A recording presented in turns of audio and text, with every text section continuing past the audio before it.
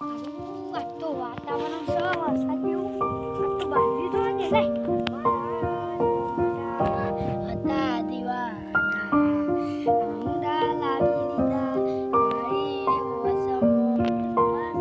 હેડો પીસી આપણે બાજરી જોઈ લાગી.